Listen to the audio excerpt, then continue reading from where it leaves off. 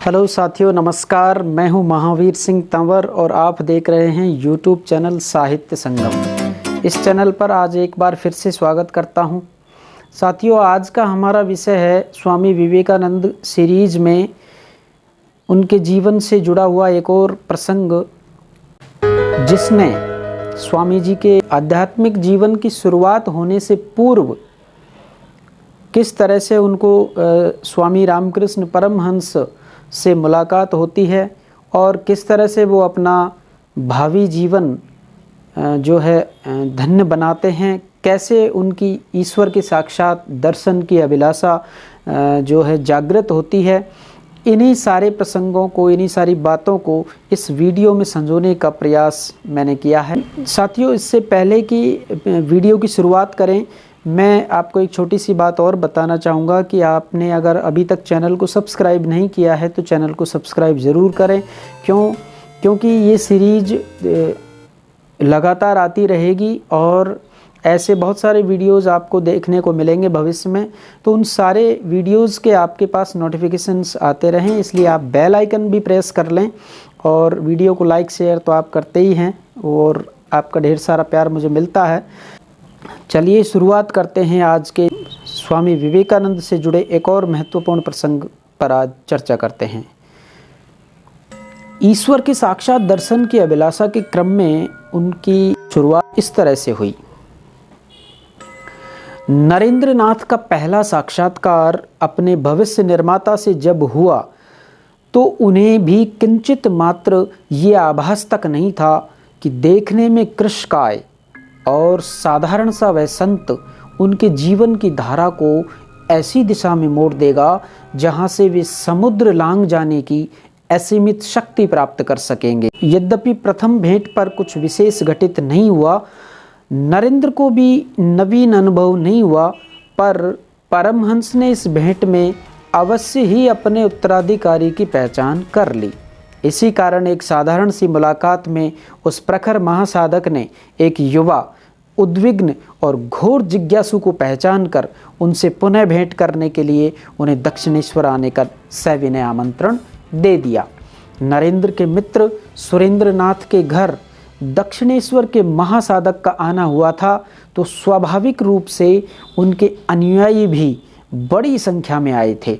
शाम को सुरेंद्र नाथ ने अपने गुरुदेव का मन बहलाने के लिए भजन कार्यक्रम का आयोजन किया और अपने मित्र नरेंद्र को भी बुलाया। नरेंद्र का कंठ बड़ा सुमधुर था और वे बड़े भक्ति भाव से भजन भी गाते थे। नरेंद्र सहज प्रवृत्ति से इस कार्यक्रम में पहुँचे और पूरे समर्पण से भजन सुनाए। उनके भजन सुनकर रामकृष्ण परमहंस भाव विभोर होकर एकटक उन्हें ही देखते रहे। जब जाने का समय हुआ तो सद्गुरु ने उस नवोदित युवा गायक के सुमधुर कंठ और भावस्थ समर्पण की प्रशंसा की। उन्होंने विनय पूर्वक नरेंद्र को दक्षिणेश्वर आने का आमंत्रण दिया, जिसे सहज भाव से नरेंद्र ने भी स्वीकार कर लिया। ये एक संक्षिप्त और औपचारिक भेंट थी। इसके पश्चात नरेंद्र ने अपनी पढ़ाई में मन लगाया, पर इसके साथ ही उनकी वैचारिक व्यावहारिकता में भी तीव्र वृद्धि होने लगी। एकाएक अब वे विरक्ति की ओर झुक गए थे। माता पिता उनकी इस दशा पर चिंतित होने लगे। तब उनके विवाह की बात चलाई गई। नरेंद्र सर्वगुण संपन्न थे और इस आयु में ही उनकी सच्चरित्रता की कीर्ति भी फैल गई थी।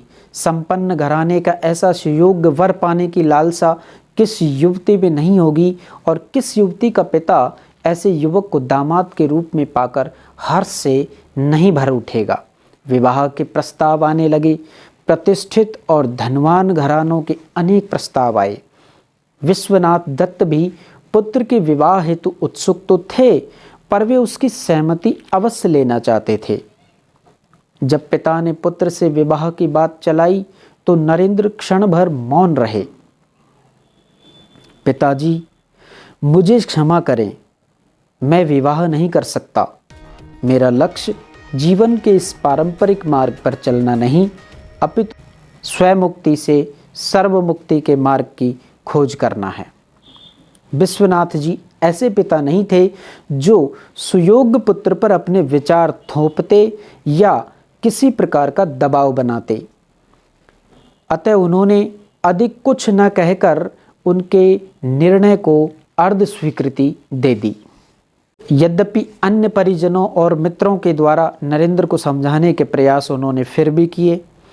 नरेंद्र विवाह के पक्ष में नहीं थे और इसका मुख्य कारण उन्हें बचपन में ही विवाह के विरुद्ध तर्कों द्वारा संतुष्ट कर दिया जाना था। ये कार्य उनके एक कोचवान द्वारा किया गया था जो स्वयं विवाह का विरोधी था और बालक नरेंद्र के विचारों में अपने विचार मिलाने में सफल रहा था। एक प्रसंग के अनुसार नरेंद्र ने राम सीता की पूजा इसलिए ही छोड़ दी थी कि उन्होंने विवाह किया था। यद्यपि ये उचित नहीं जान पड़ता, नरेंद्र इतने मतभेदी कभी नहीं रहे कि शिव और श्री राम में अंतर करते, लेकिन उन्होंने स्पष्ट कर दिया था कि वे विवाह नहीं करेंगे। जब चारों ओर से दबाव पड़ने लगा तो नरेंद्र नाथ की मानसिक शांति भी भंग हो गई थी। उनके एक मित्र रामचंद्र दत्त थे जो पेशे से चिकित्सक थे और रामकृष्ण परमहंस के शिष्य भी थे। उन्होंने नरेंद्र नाथ की मानसिक स्थिति को भांप लिया और उन्हें वह सलाह दी जो उनके मनोमस्तिष्क से निकल भी चुकी थी। नरेंद्र, यदि शांति चाहते हो तो दक्षिणेश्वर चले आओ। तुम्हें सत्य की खोज करनी है तो उसके लिए माध्यम की आवश्यकता होगी और वह तुम्हें दक्षिणेश्वर में ही प्राप्त होगा। नरेंद्र को इस बात ने कुछ शांति की अनुभूति अवश्य कराई थी, पर वे इस बात से आश्वस्त नहीं थे कि साधारण संत सत्य की खोज का माध्यम बन सकता है। फिर भी उन्होंने दक्षिणेश्वर जाने का निर्णय लिया। एक दिन कुछ मित्रों के साथ वे वहां जा पहुंचे। वहां रामकृष्ण परमहंस कुछ शिष्यों के साथ चर्चा में व्यस्त थे।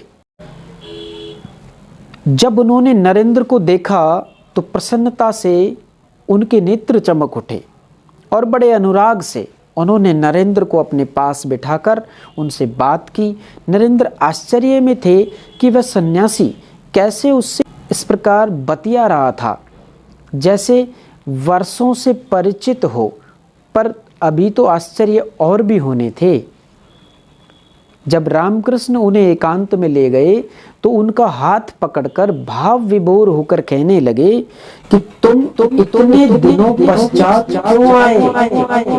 मैं तुम्हारे आगमन की प्रतीक्षा कर रहा था। ये भीड़ देख रहे हो, इनसे बातें करते करते मैं उकता गया हूँ। इनकी बातों में कोई तत्व ही नहीं है। अब तुमसे बात करके मेरे मन को अवश्य ही शांति मिलेगी। तुम मेरे संतप्त हृदय पर वर्षा की बूंद की भांति गिरो। नरेंद्र उस व्यवहार पर किम कर्तव्य विमूढ़ थे। संत के नेत्रों से निरंतर अश्रु गिर रहे थे, जिसकी शीतलता उन्हें और भी चकित कर रही थी। तुम नहीं जानते हो कि तुम कौन हो। मैं जानता हूं, तुम सप्त ऋषि मंडल के ऋषि हो। इस संसार को आलोकित करने वाले सूर्य हो। तुम ही वह नर रूपी नारायण हो जो जीव कल्याण हेतु अवतरित हुए हो। नरेंद्र बहुत व्यावहारिक थे और सहज ही किसी बात पर विश्वास कर लेना उन्हें स्वीकार नहीं था।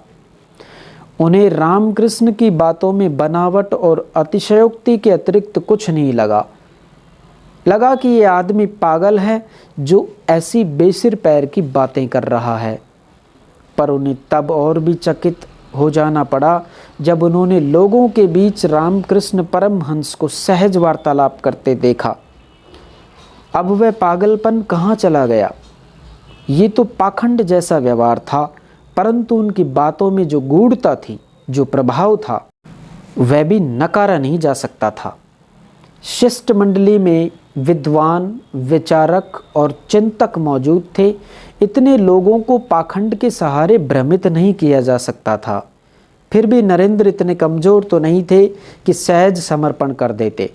इसके लिए परख अत्यंत आवश्यक थी और इसके लिए उनका निरंतर दक्षिणेश्वर आना जाना लगा रहा। वहाँ उन्होंने देखा कि ब्रह्म समाज के वरिष्ठ सदस्य राखाल चंद्र घोष श्री रामकृष्ण के अनन्य शिष्य थे। नरेंद्र ने आश्चर्य व्यक्त किया कि राखाल चंद्र घोष, जो ब्रह्म समाज के निष्ठावान सदस्य थे, कैसे वचन भंग करके वहां आने लगे थे। निराकार ब्रह्म में अपार श्रद्धा रखने वाले राखाल चंद्र घोष अब साकार की पूजा क्यों करने लगे थे। नरेंद्र नाथ ने रामकृष्ण और अन्य लोगों के सामने ही राखाल चंद्र को लज्जित किया था। तब रामकृष्ण ने सहज भाव से उन्हें उत्तर दिया, नरेंद्र, यदि उसे साकार में भक्ति है तो उसे ऐसा करने का अधिकार है। तो मैं नहीं है, तुम पर ऐसी कोई बाध्यता नहीं, सब स्वतंत्र हैं और अपने विश्वास के अनुरूप साधक बन सकते हैं। नरेंद्र उनके विरोधाभासी व्यवहार को समझ नहीं पा रहे थे। रामकृष्ण उन्हें तो निराकार का उपदेश ही देते थे और राखाल बाबू के लिए साकार भाव का समर्थन कर रहे थे। क्या अर्थ था इसका? जतो मत ततो पथ। नरेंद्र उस अद्भुत संत को समझने का निरंतर प्रयास कर रहे थे, पर कई बार उनकी बातों में गूढ़ता या निरर्थकता का भी आभास करते थे। एक दिन रामकृष्ण परमहंस अपनी शिष्य मंडली के साथ बैठे हुए थे। नरेंद्र भी अपनी जिज्ञासा शांत करने तो वहां उपस्थित थे। मैंने समाधिस्थ भाव से जाना है कि जिस एक शक्ति से केशव चंद्र सेन ने प्रतिष्ठा प्राप्त की है, नरेंद्र में उसके जैसी 18 शक्तियां हैं। केशव यदि ज्ञान का दीपक है तो नरेंद्र को ज्ञान का सूर्य समझो, रामकृष्ण परमहंस ने कहा। सभी ने प्रशंसा भरी दृष्टि से देखा नरेंद्र को, जो निर्विकार थे। कोई अन्य शायद इस प्रशंसा पर फूला न समाता, पर नरेंद्र के लिए ये केवल अतिशयोक्ति थी जो रामकृष्ण स्नेहवश यदा कदा करते थे। ये आप कैसी बात कर रहे हैं? नरेंद्र ने तत्काल प्रतिवाद किया। ये भी कोई मानने वाला तथ्य है? मैं इन विश्वविख्यात विद्वानों की तुलना में कैसे आगे आ सकता हूं? आप ऐसी अतिशयोक्ति पूर्ण बातें ना किया करें। इसमें मेरा क्या दोष? मुझे तो जगत माता ने जो दिखाया वह बता दिया। उन्होंने ही दिखाया है कि जीव कल्याण हेतु विशेष कार्य सिद्ध करने के लिए तुम्हारा अवतरण हुआ है। जो माँ ने कहा है वह मैंने बोल दिया। मैं ये कैसे मान लूं कि आपको माता ने बतलाया है या आपके अपने ही दिमाग से उपजा विचार है? माँ के साथ वार्तालाप मस्तिष्क का भ्रम भी तो हो सकता है। इसी कारण कदाचित आपको लोग पागल न कहने लगे। परमहंस मुस्कुराए। नरेंद्र का यही प्रतिवाद उनमें इस विश्वास को दृढ़ करता था कि एक दिन वह उस लक्ष्य का संधान अवश्य कर लेगा जिस हेतु जगत माता ने उसे नियुक्त किया है। नरेंद्र बड़ी उलझन में रहते थे। उनका मन मस्तिष्क 2 दिशाओं में भटक रहा था। एक मन रामकृष्ण की शिशु तुल्य निष्काम भावना पर श्रद्धान्वित था, तो दूसरा उनकी मानसिक स्थिति को संदिग्ध कहता था। इस ओहापोह की स्थिति में वे एक दिन प्रकांड विद्वान महर्षि देवेंद्र नाथ ठाकुर से भी जाकर मिले, जिनके बारे में विख्यात था कि अध्यात्म पर उनका पूर्ण प्रभुत्व है। उन्हें आशा थी कि देवेंद्र नाथ अवश्य ही उनकी दुविधा दूर करने में सफल होंगे। महर्षि देवेंद्र नाथ उन दिनों गंगा नदी में नौका प्रवास कर रहे थे। महर्षि उस समय ध्यानमग्न थे जब नरेंद्र ने वहां पहुंचकर उनका ध्यान भंग किया। महर्षि, क्या कभी आपने ईश्वर के साक्षात दर्शन किए हैं? नरेंद्र ने सीधा प्रश्न किया। महर्षि मौन थे। प्रश्न सीधा था पर उत्तर कठिन था। प्रत्यक्ष देखने का सौभाग्य तो बिरलों को ही मिलता है और वे उनमें से नहीं थे। पर एक युवा जिज्ञासु को नकारात्मक उत्तर देना भी उचित नहीं था। असत्य बोलना घोर अपराध था। अतः महर्षि ने बीच का सरल रास्ता चुना। नरेंद्र, तुम्हारे नेत्र का तेज कह रहा है कि तुम योगी हो, और यदि तुम नित्य नियम साध लो तो ब्रह्म ज्ञानी बन सकते हो। ये मेरे प्रश्न का उत्तर नहीं है महर्षि। महर्षि सीधे स्पष्ट उत्तर से बचते रहे। हालांकि अन्य बहुत सी चर्चा और विचार विनिमय हुआ। नरेंद्र वहां से असंतुष्टि का भाव मन में लिए चले आए। उन्हें निराशा ने घेर लिया कि जब इतने बड़े विद्वान महर्षि को ईश्वर के दर्शन नहीं हुए तो किसी और को क्या हुए होंगे। ईश्वर तक पहुंचने का कोई मार्ग नहीं है। ऐसा विचार कर उन्होंने अपनी सभी पुस्तकों को बक्से में बंद कर दिया। उन्हें कहीं भी आना जाना व्यर्थ ही लगने लगा। नरेंद्र ने अब स्वयं को जैसे उस मार्ग से ही हटा लिया। बहुत समय तक वे निर्विकार, निराश और निष्प्रयोजन भटकते रहे। पर मन का विचलन तो टिकने नहीं देता। मस्तिष्क में घुमड़ते प्रश्न शिराओं को मसल रहे थे। अंततः एक निर्णायक प्रश्न लेकर नरेंद्र पुनः दक्षिणेश्वर पहुंच गए। वे काफी दिनों के बाद दक्षिणेश्वर गए थे तो उन्हें वहां देखकर सभी बड़े प्रसन्न हुए। रामकृष्ण के नेत्रों से अनुराग बरस पड़ा था। नरेंद्र के नेत्रों में प्रश्न की छाया थी और नैराश्यपूर्ण दृढ़ता से उनका मुख कांतिमय हो गया था। महाराज, क्या आपने ईश्वर के दर्शन किए हैं? नरेंद्र ने तीक्ष्ण प्रश्न किया। अवश्य, रामकृष्ण ने अविलंब, सहज और शांत भाव से उत्तर दिया। मैंने ईश्वर के दर्शन किए हैं, ठीक उसी तरह जैसे मैं तुम्हें देख रहा हूं। क्या तुम भी ईश्वर के दर्शन करना चाहते हो? ये असंभव नहीं है, कठिन अवश्य है पर असंभव नहीं है। इसके लिए तुम्हें कुछ नियमों का पालन करना होगा। नरेंद्र के अति व्याकुल मन को थोड़ी शांति अवश्य मिली, क्योंकि जिस दृढ़ता और विश्वास से रामकृष्ण ने ईश्वर के साक्षात्कार की बात कही थी, ऐसी दृढ़ता से आज तक किसी विद्वान ने नहीं कहा था। फिर भी नरेंद्र अभी तक परमहंस को गुरु के रूप में स्वीकार नहीं कर सके थे। धन्यवाद साथियों, वीडियो काफ़ी लंबा हुआ है पर प्रसंग ही ऐसा था।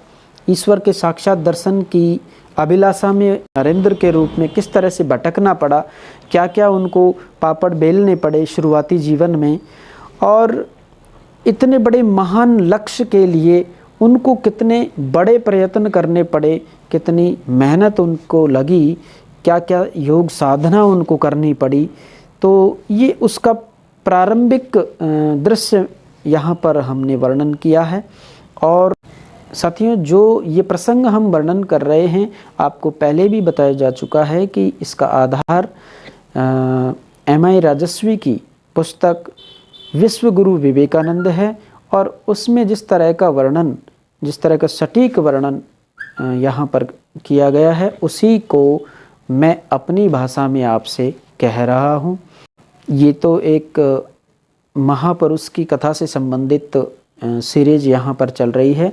दूसरी मेरी स्वलिखित कविताएं भी आप पढ़ सकते हो, सुन सकते हो और उनका आनंद ले सकते हो। कविता हमारे जीवन में बिखरी पड़ी रहती है, तो कहीं से भी कोई भी प्रसंग उठाकर के कविता बनाई जा सकती है। सहज अभिव्यक्ति भावों की वही कविता होती है।